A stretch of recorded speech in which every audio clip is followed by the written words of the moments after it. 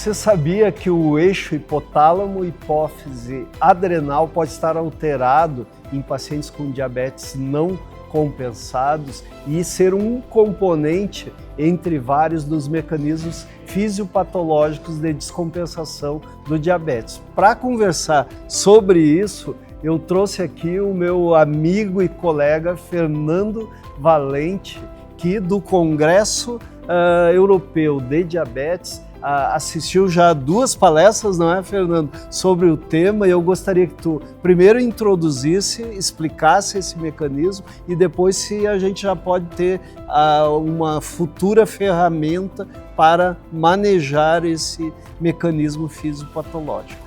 Perfeito, Clayton. Prazer estar aqui. Igualmente. Obrigado pelo convite.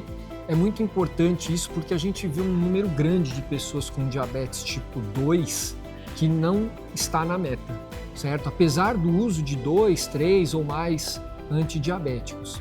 Então, o racional aí foi pegar esses indivíduos que estavam fora da meta e apesar do tratamento, né, ou também utilizando antihipertensivos ou já com doença cardiovascular, e testar se eles suprimiam o eixo adrenal, né? Então, normalmente se faz, e eles utilizaram lá a supressão com 1 miligrama de dexametasona para coleta de cortisol na manhã seguinte.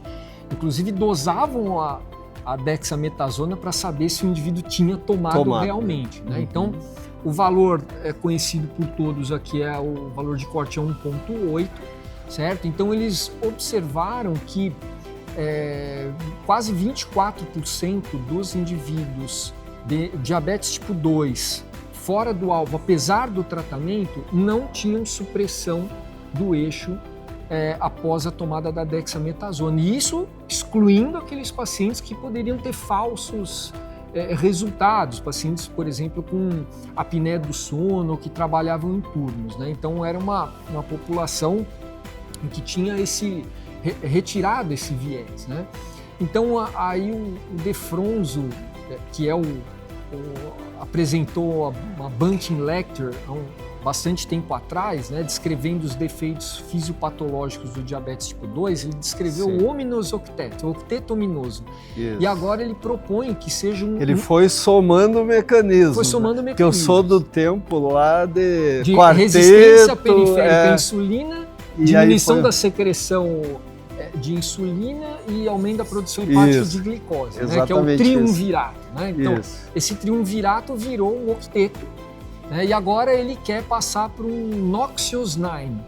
São 9 defeitos fisiopatológicos, então esse nono seria essa produção anômala de cortisol, né? Inclusive, eles avaliaram, isso eles mostraram no ADA do ano passado, que fizeram uma tomografia computadorizada desses indivíduos com não supressão do cortisol. Eles encontraram alteração na tomografia em 1/3 dos pacientes, um nódulo na adrenal. Olha só.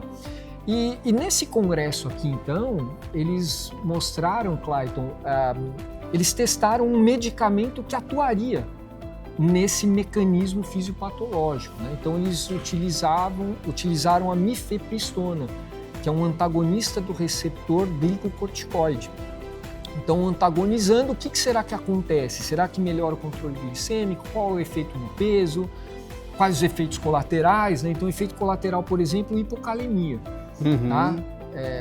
Mas isso pode ser facilmente manejado naquele paciente que realmente se beneficia, né?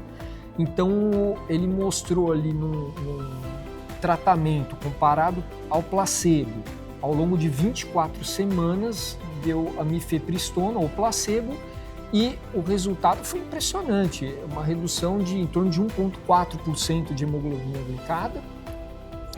Muito bom. E redução de em torno de 5 quilos. Melhor que muito antidiabético. Melhor que muito antidiabético e com tratando a raiz do problema. Né? E mais do que isso, Clayton, tratando esse defeito fisiopatológico, a gente sabe, e ele mostrou na aula, que o excesso de cortisol, seja endógeno ou seja exógeno também, né, é prejudicial, e o excesso de cortisol endógeno você tem ali, daqueles 8 defeitos fisiopatológicos que o De Fronzo descreveu, 7 são afetados ou são amplificados pelo hipercortisolismo. Quer dizer, você tem aumento de lipólise, você tem aumento de resistência periférica à insulina, você tem aumento do apetite, você tem piora da secreção de insulina, você tem piora da secreção de GLP-1.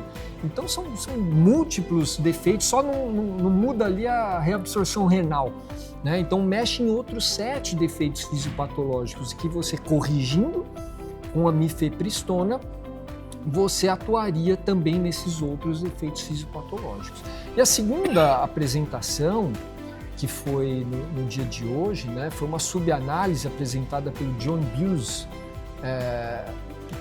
e ele comparou aquele indivíduo, quer dizer, o valor de corte da supressão. Será que esse 1,8 é o valor de corte mais adequado, que é o que a gente usa, né? Se suprimir abaixo de 1,8 é porque o indivíduo não tem autonomia, né, de produção de cortisol. Então, o que ele comparou foi o que suprimia abaixo de 1,2, de 1,2 a 1,8 e acima de 1,8, pós-dexametasona noturna. Né? E ele mostrou ali a frequência das complicações do diabetes. E foi bastante interessante porque ele demonstrou que quem não suprimia com 1,8 claramente tinha mais complicações do diabetes, inclusive cardiovasculares, né, em relação a quem ficava com um valor abaixo de 1,2.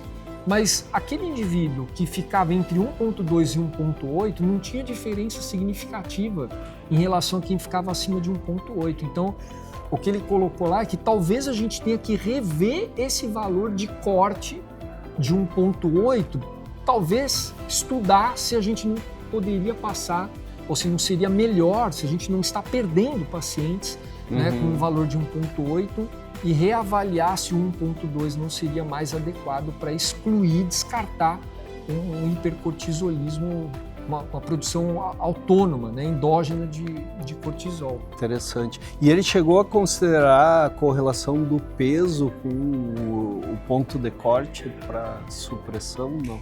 Talvez indivíduos mais obesos teriam menos supressão do que... Me parece até algo que a gente espera, né, que o efeito na glicose, por exemplo, e no peso da mifepristona nesses indivíduos seja um efeito mais parecido com quem não suprimiu do que com quem suprimiu para menos de 1,2, né? Ficaria intermediário. Então, até mesmo, quer dizer, o estudo avaliou o efeito da mifepristona nos indivíduos que com valor de corte abaixo de 1,8, mas é racional a gente pensar que esses também que têm entre 1,2 e 1,8 poderiam se beneficiar também desse medicamento. E como estão os estudos assim, em termos de perspectiva de indicação, né? Eu entendo o diabetes como uma doença multifatorial, aí o próprio kitzinho aí dos 9 fatores do De Fronzo mostra isso, e na minha ideia, quanto mais mecanismos a gente puder controlar, melhor vai ser o controle glicêmico, né? Então esse seria mais um mecanismo. Alguma perspectiva de aplicabilidade clínica? Isso não está disponível no Brasil, né? Mas eu imagino que em breve esses dados são muito importantes, muito impactantes, e é um estudo com mais de 1.000 pacientes, né? O nome do estudo é Catalyst, com Y, Catalyst. É um dado importante que, se essa medicação for utilizada, como você falou, ela vai compor um esquema terapêutico mais adequado por englobar mais defeitos fisiopatológicos, que é o que a gente tenta de alguma maneira fazer, né, com as ferramentas que nós temos disponíveis hoje, juntando o agonista do GLP-1 com o inibidor de SGLT2, com metformina, com pioglitazona, e por aí vai, né? Então eu acho que vai ampliar a nossa oportunidade de conseguir atingir a meta que também é algo que infelizmente não é, eu diria que é menos frequente, é mais frequente os dados mostram que a maior parte dos pacientes estão acima do alvo, né, de 7% de mercado ou 7,5%. Então, não seria esse o fator que está faltando, ou pelo menos um dos fatores, né? E é claro que tem outros, né? Falta acesso aos medicamentos que a gente tem hoje, falta o engajamento do paciente ao tratamento, né? Aderência, enfim, uma série de fatores aí para se discutir. Excelente, Fernando. Tu deste uma aula para mim, para os colegas que estão nos assistindo. Muito obrigado pela disponibilidade, né? Pela didática. E a gente vai, com certeza, ouvir falar mais desse mecanismo. Certamente. E essa aplicação. Muito obrigado mesmo. Prazer, valeu. Vai.